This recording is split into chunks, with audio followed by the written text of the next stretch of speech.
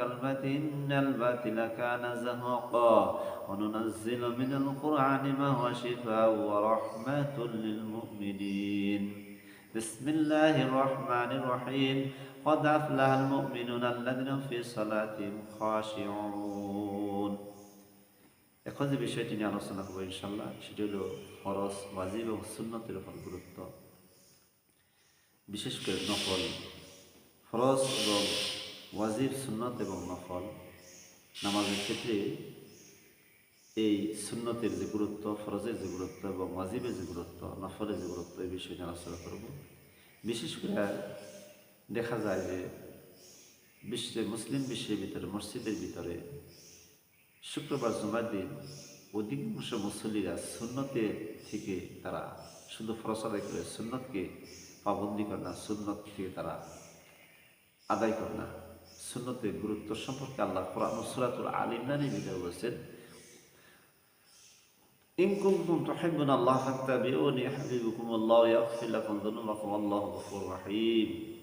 আল্লাহ এখানে কোরআনের সূরা আল ইমরান 31 নম্বর আয়াতে বলেছেন, হে নবী, কুল ইন কুনতুম তুহিব্বুনা আল্লাহ, তারা যদি আমার ভালোবাসা পেতে চায়, আমি আল্লাহ পাক রব্বুল আলামিন বলতেছি, তারা যেন আপনার অনুসরণ ইত্তেফা করে।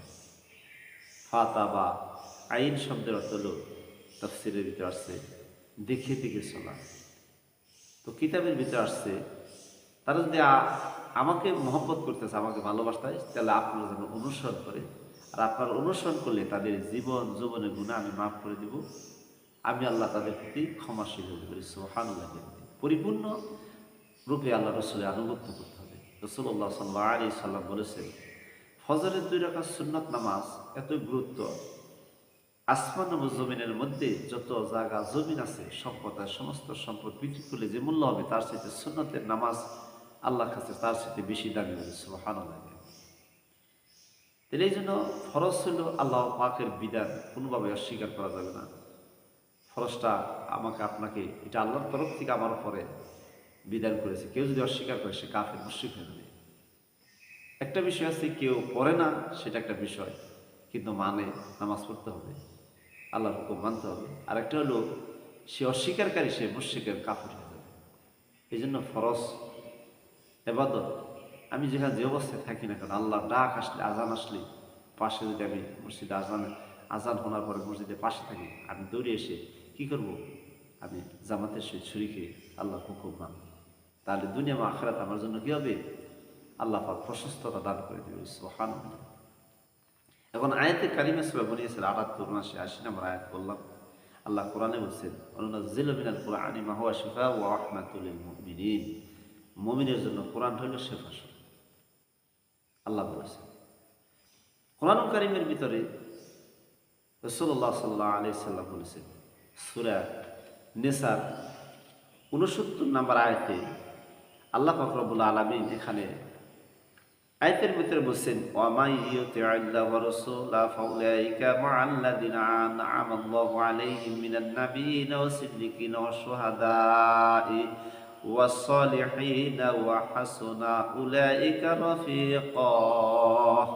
আল্লাহ আয়াতের কারিমের ভিতরে বলেছেন, যারা আল্লাহ তো রাসূলের আনুগত্য করে তারা তাদের সাথে থাকবে। আল্লাহ তাদের উপরে অনুগ্রহ করেছেন, রহমত করেছেন। তারা হলো নবীগণ, সিদ্দিকগণ, শহীদগণ এবং নেককারগণ। এখানে 4 প্রকার লোকের কথা দুনিয়ার থেকে আল্লাহ তাদেরকে সূরা নিসার ৬৯ নম্বর আয়াতে বর্ণনা করে দিয়েছেন। এই 4 প্রকার লোক হলো, তারা দুনিয়ার কর্মজীবন থেকে তারা নবীগণ, সিদ্দিকগণ, শুহাদাগণ এবং নেককারগণ। তাদের জন্য সুসংবাদ হলো, এই 4 প্রকার দুনিয়াতেও তারা কি জিন্দা, যেরকম কবরের মধ্যেও তারা সেরকম জিন্দা। তাদের জন্য সুসংবাদ। 4 প্রকার লোকের জন্য কি দুনিয়াতে আল্লাহ সুসংবাদ দান করছে। সুবহানাল্লাহ। এটার শর্ত হলো কি, আয়াতে আল্লাহ কি বলছেন, যা আল্লাহ তার রাসূলের আনুগত্য স্বীকার করে। শুধু আল্লাহর আনুগত্য স্বীকার করলাম, রাসূলের স্বীকার করলাম না, তাহলে হবে না। আমি আল্লাহ এবং আল্লাহ রাসূলের আনুগত্য স্বীকার করি। এখন আসেন আয়াতে কারিমের ভিতরে আল্লাহ কি বলেছেন। আল্লাহ বলছেন, সুন্নাতা মান ক্বাদ আরসালনা ক্বাবলাকা মির রাসূলিন ওয়া লা তাজিদু লিসুন্নাতিনা তাহওয়িলা আকিমুস সালাতা লিদুলুকিশ শামসি ইলা ওয়াসাতিল লাইলি ওয়া কুরআনাল ফাজরি ইন্না কুরআনাল ফাজরি কানা মাশহুদা। এখানে নামাজের কথা আসছে। আমরা যখন রাত্রিতে ঈশার নামাজ পড়ি এবং রাত্রি যে নামাজ পড়ি, আমরা ফজরের নামাজ পড়ি, এখানে ফজরের কথা আসছে, ঈশার নামাজের কথা আসছে। নামাজের কথা ভেঙে ভেঙে আল্লাহ পাক কোরআনের মধ্যে বর্ণনা করে দিয়েছেন। এখানে ফজরের নামাজের কথা আসছে, ঈশার নামাজের কথা আসছে, তাহাজ্জুদের নামাজের কথা আসছে। এটা কিন্তু আল্লাহ পাক রব্বুল আলামিন আয়াত নাজিল করে বলছেন। হযরত আবু হুরায়রা রাদিয়াল্লাহু তাআলা আনহু থেকে বর্ণিত, রাসূলুল্লাহ সাল্লাল্লাহু আলাইহি সাল্লাম বলেছেন, ৫ ওয়াক্ত নামাজ পড়ার পরে আমি যদি বাড়তি আমল করি, নফল ইবাদত করি, বেশি বেশি নফল নামাজ পড়ি, রাসূলুল্লাহ সাল্লাল্লাহু আলাইহি সাল্লাম বলেছেন ওই নফল বন্দিগির কারণে আল্লাহ পাক ঘোষণা দিয়েছে যে বান্দা যখন নফল বন্দিগির মাধ্যমে আমাকে পাবে, আমাকে অনুসরণ করবে, সে যখন জবান দিয়ে কথা বলবে আমার জবান দিয়ে কথা বলবে, সে যখন চোখে দেখবে তখন আমার চোখ দিয়ে দেখবে, সে যখন কানে শুনবে তখন আমার কান দিয়ে শুনবে। তাহলে সে যখন হাঁটবে আমার পা দ্বারা হাঁটবে, সে যখন কী করে হাত দ্বারা কিছু দেবে তখন আমার হাতে দেবে। সুবহানাল্লাহ, কতটুকু গুরুত্ব নফলের ক্ষেত্রে। তাহলে সুন্নতের পরে নফলের গুরুত্ব। তো সুন্নত রাসূলুল্লাহ সাল্লাল্লাহু আলাইহি সাল্লাম বলেছেন ৫ ওয়াক্ত নামাজের ভিতরে ১২টা সুন্নাত আছে। ফজরের ২ রাকাত, যোহরের সময় ৬ রাকাত, মাগরিবের সময় ২ রাকাত, এশার সময় ২ রাকাত।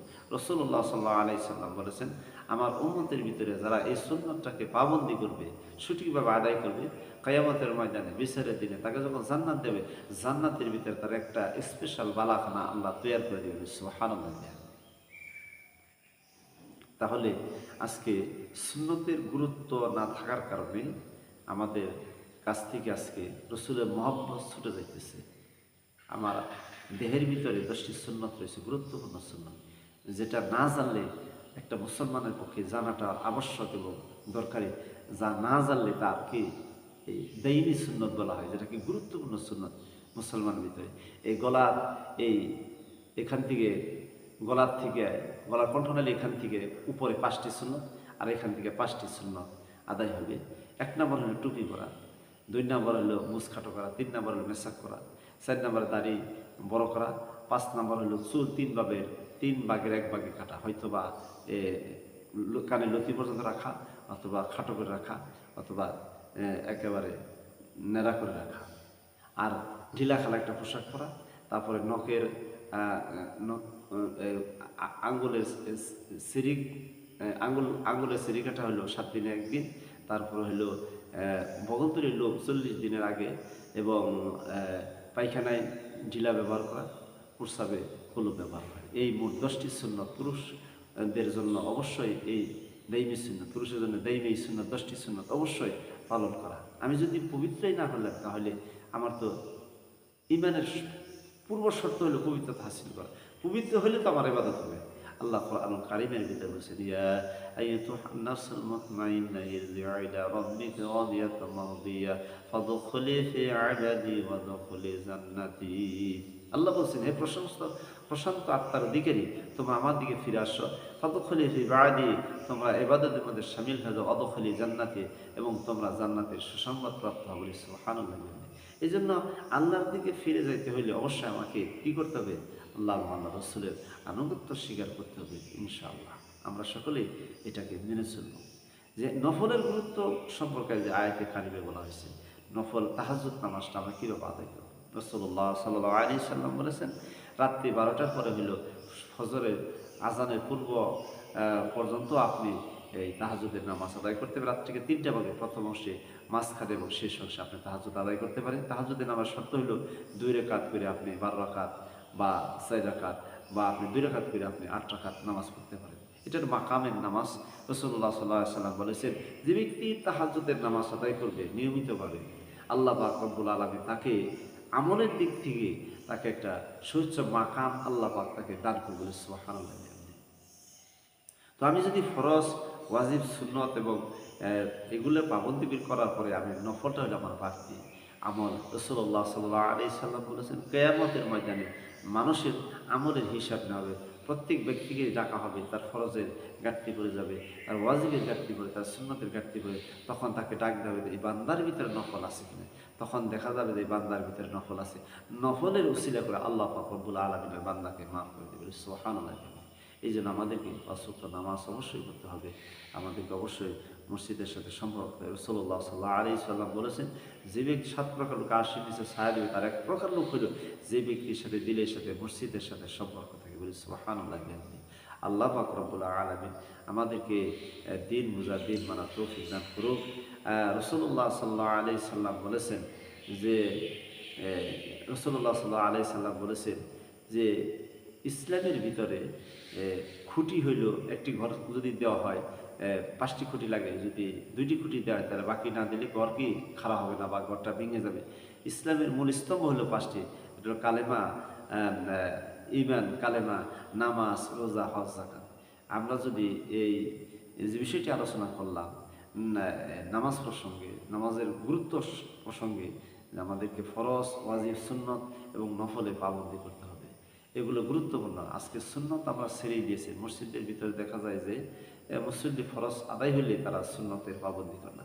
এই জন্য রাসূলুল্লাহ সাল্লাল্লাহু আলাইহি সাল্লাম বলেছে, যে ব্যক্তি আল্লাহ রাসূলের কী করবে, আনুগত্য স্বীকার করবে, তার জন্য কি পুরস্কার রয়েছে। আল্লাহ নিজেই কোরআন কারীম সূরা নিসা 69 নম্বর আয়াতে তাদের সম্পর্কে ঘোষণা দিয়েছে। তারা কারা? যারা আমার সাথে সম্পর্ক স্থাপন করে, তারা হলো নবী, সিদ্দিক, শুহাদা, সালিহিন। তাদের জন্য কি দুনিয়া এবং আখিরাতের জন্য সুসংবাদ দান করেছেন। কে দিয়েছেন? আল্লাহ সুবহানাহু ওয়া তাআলা। আল্লাহ পাক আমাদেরকে এই হুকুমগুলা মানার তৌফিক দান করে, আমরা যেন সুন্নতের পাবন্দি করতে পারি।